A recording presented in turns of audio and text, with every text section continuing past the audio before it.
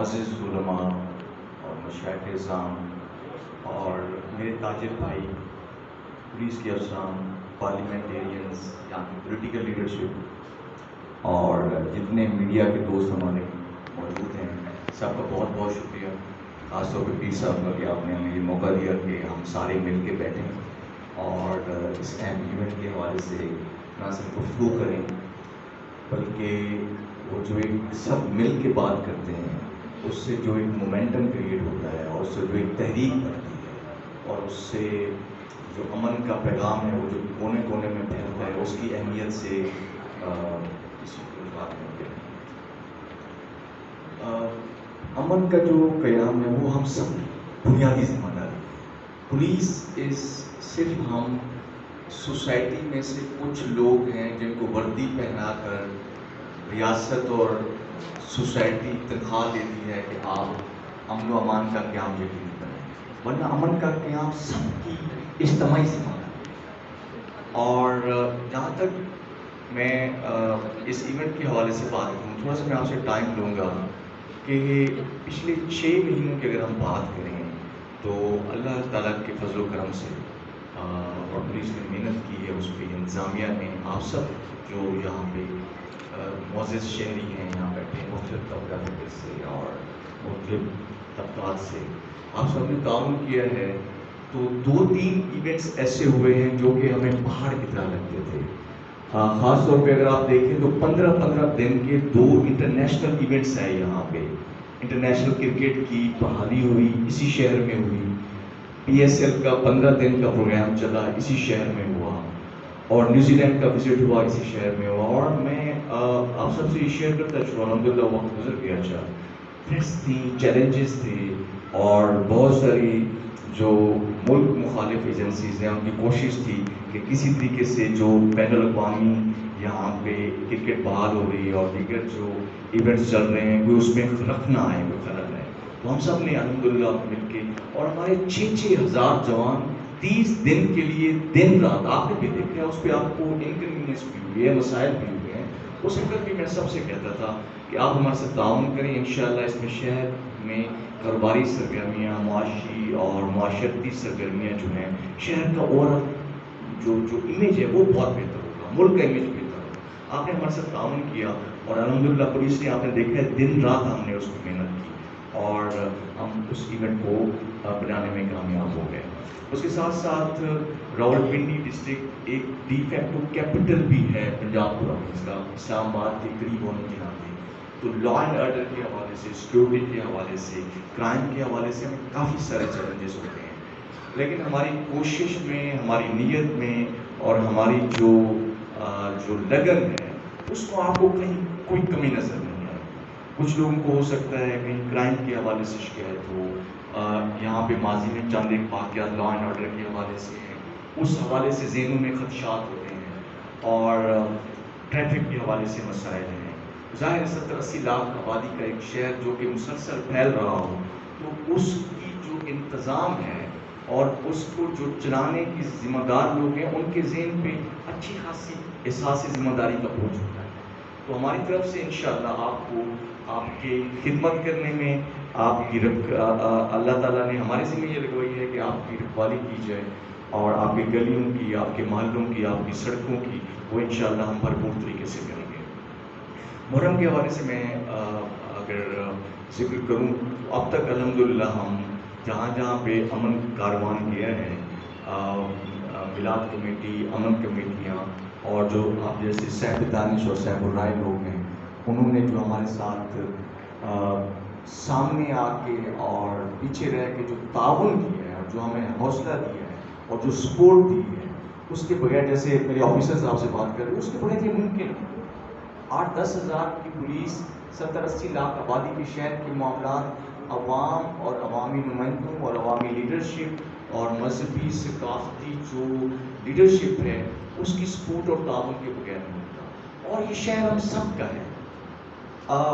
بعض اوقات ہم ایک پہلو میں بھی یہاں آنے سے پہلے ایک میٹنگ میں بیٹھا تھا کہ جی اگر سوشل میڈیا پہ ایک شخص لندن میں بیٹھ کے، ساؤتھ افریقہ یا دبئی یا انڈیا میں بیٹھ کے ایک فرقہ وارانہ پوسٹ لگاتا ہے، وہ شہر کا امن خراب کرنا چاہتا ہے۔ وہاں بیٹھا ہوا شخص ایک چنگاری پھینک رہا ہے جو کہ مورگا میں یا راجہ بازار میں یا سیٹلائٹ ٹاؤن میں آگ لگانا چاہتا ہے. یہ چیز ہمیں سمجھنے کی ضرورت ہے. اور ذمہ دار شخص ہوئی ہے اور لیڈرشپ ہوئی ہے جو اس ذمہ داری کے احساس کے ساتھ سوچے. اس میں اگر آپ مسلکی پہلو کو دیکھیں گے، اختلافی پہلو کو دیکھیں گے، یا اس میں یہ پہلو نکال لیا جائے کہ یا انتظامیہ پولیس اس پہ ایکشن، ایسا نہیں ہے. ہم سے زیادہ امن کے لیے کوئی کوشش نہیں کر رہا. اور ہمیں اس ذمہ داری کا احساس بھی ہے، اور شہری ہونے کے ناطے اور یہاں کا کوتوال ہونے کے ناطے مجھے ذاتی طور پہ اس چیز سے زیادہ کسی چیز کی میرے نزدیک اہمیت نہیں ہے کہ شہر کا امن و امان قائم رہے. ہم نے جن سے بھی ابھی کاروان ہماری مختلف تحصیلوں میں گئے ہیں، ان نے بھرپور آپ سب کا شکریہ جو علماء حضرات، امن کمیٹی کے ممبران، تاجر برادری کے ممبران جو ہیں اپنا وقت نکال کر ہمارا ساتھ دے رہے ہیں. اور ہم کوشش یہی کر رہے ہیں کہ یہ جو پیغام ہے وہ راولپنڈی کی گلی گلی میں کچھ میں انشاءاللہ پھیلے، اور ہمارے جو امن و امان کے حوالے سے محرم کے دوران جو معاملات ہیں وہ انشاءاللہ ٹھیک ٹھاک سے چلیں. 3-4 چیزیں اہم ہیں جو کہ آپ لوگوں کے ذہنوں میں ہوں گے، اور ہم انشاءاللہ آگے چل کے جب تاجران سے، میڈیا کے حضرات سے، یا جو آرگنائزرز ہیں، ریسرچ دار ہیں، علماء ہیں، انشاءاللہ ہماری کنٹینیوس میٹنگز رہیں گی. اس میں بھی ہم ان معاملات کو ایڈریس کریں گے. 2-3 چیزیں جو ابھی سامنے آ رہی ہیں ان میں سے ایک ہے بازاروں کا بند ہونا. دیکھیں،